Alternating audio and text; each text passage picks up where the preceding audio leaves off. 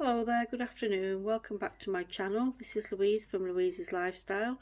This afternoon I'm going to show you some of the plants that I got yesterday from the garden centre, local garden centre. My son took me there for a trip as a Mother's Day treat, and so I picked up some of these plants here, and I'll explain to you what they are and where they're going to be grown, where they're going to be situated. So I'll start off with this plant here, and this is the Golden Days Garden Centre, that's where it's from, and this is a Saxifraga Saxony Red.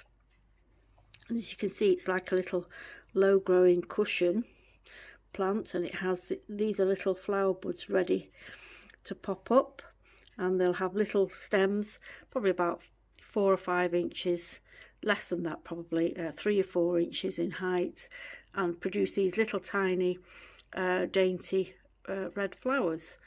So these do spread. I did have some last year in a pot, but they don't like being waterlogged. They prefer to be in gritty, well-drained soil. They grow in mountainous areas, and this is why they call them alpine plants.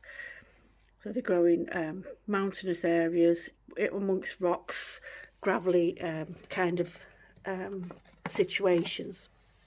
So that's that one. And this is Armeria. There isn't a plant label for this. I'm not sure what happened to it, but this is how it came. It's called, it has these lovely little pink flowers, or dark pink flowers. They look like little pom-poms, the leaves very much remind me of chives, very similar flowers to the chive flower. I'll put up a picture and I'll show you what that looks like. So this is another alpine plant.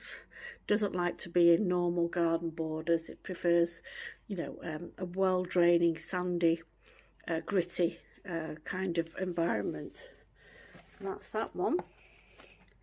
At the back here, I've got Dianthus fusilier. So very similar to the carnation, probably you know, a different sort of cultivar of carnations. Got similar stems, but they don't have the multi-layers. The flowers open and they tend to be singular. And this is the red variety. I've got another one, another Dianthus as well. Not as mature as that one.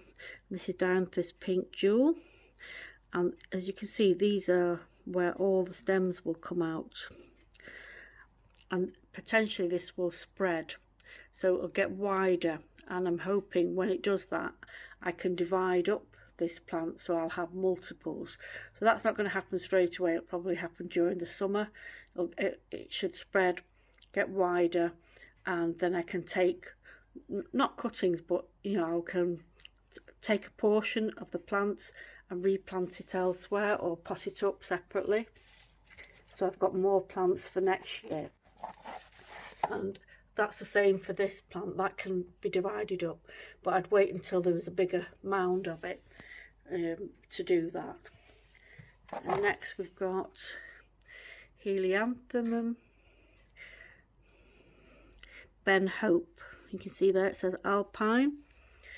Same sort of growing conditions, gritty, sandy, that kind of situation it prefers, and it will produce these nice little deep pink flowers. And you can take cuttings from these by just breaking off a stem there and burying that. You could take off that there and stick it in the pot, and then it will grow itself. Very easy to root. And then I've got another Saxifraga similar to this one, but this is in full flower. You can see, so you can't see the mound like that one there. It's in full flower. This one's called Pearl White. I was looking for a different type of alpine white flowering plant. It's called Cerestium tomensum, I think, and I'm on the lookout for that, and I've posted in a couple of Facebook groups. If anybody's got that plant, I'll put a picture up of it. I did used to have that growing in my rockery, but a lot of the plants have died off. So, and I have seen them in another garden centre, not this one, not the one Golden Days, which is where I got these from. And they're about £7, and I don't really want to spend that much on them. You know, I don't mind paying like £2 or £3, but £7 is a bit much. So I'll hang on, see if anybody's got that plant, and maybe do a plant swap with them. And have I done this one? Yes, I've done that one. We have the primrose, the lovely primrose. I've got a dark maroon primrose out in the front garden, but I haven't seen this type before with these lovely deep, it looks black, but it's very, very, very deep maroon. But from a distance that looks black.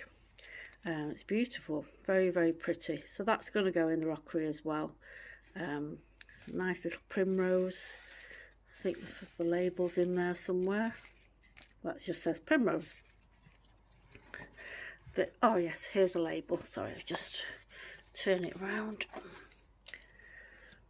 Primrose Glorious Laced Gold. So I've got a nice little selection there. I just need one or two more, just so that it fills out a little bit, so it doesn't have like bare patches. The aim is that my rockery, which if you can see over there in the corner past my clothes horse thing out there, excuse me, looking a bit windswept and straggly. I've not filmed outside today because it was so windy I could barely hear myself speak, and all of my pots have been blown about the garden. But if I can just zoom in a little bit, maybe. No, I can't zoom in. Basically the rockery is full of weeds at the moment. I've got some heather still on there. I'll put up a picture of what it used to look like. It was very pretty, full of alpines a few years back, and I think last year, I don't know, I just neglected it with one thing and another. I think I was concentrating a lot on the tropical plants and kind of forgot all about my rockery. So I want to get it back to its former glory. So these plants are going to be planted in there, and I will do a video when I start to do the planting, and I'll show you hopefully what it looks like. Also, one last thing, I'll be using this Alpine grit. This is what you need to sort of like help improve the drainage when you're planting these. So I'll be using that, and that's what I will include in the video when we do the weeding and planting up of the rockery. And lastly but not least, this isn't a rockery plant, this is another hollyhock, Alcea chatus scarlet. So it's a nice size, $3.99, and I did do a video of the hollyhock that I got from my friend Shawana, a lovely deep sort of red type of hollyhock, but it's tiny, it's only a little baby, and I doubt if the plant that I've got from seed is going to flower this year, judging by the size of this one, which definitely should flower this year. I think that one, if I do keep it alive, will probably only flower next year, so at least this will give me some colour. I've already got this in a pink. I've got one of these in the garden border already, with the multi-layers, like a giant carnation. So I've got a light pink of this, and I'll plant this next to it, so these two will look nice together.